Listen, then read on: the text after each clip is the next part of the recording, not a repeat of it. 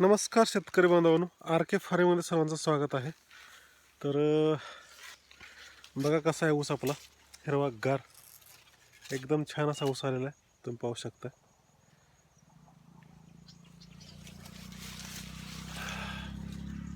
एकदम भारी, एक नंबर.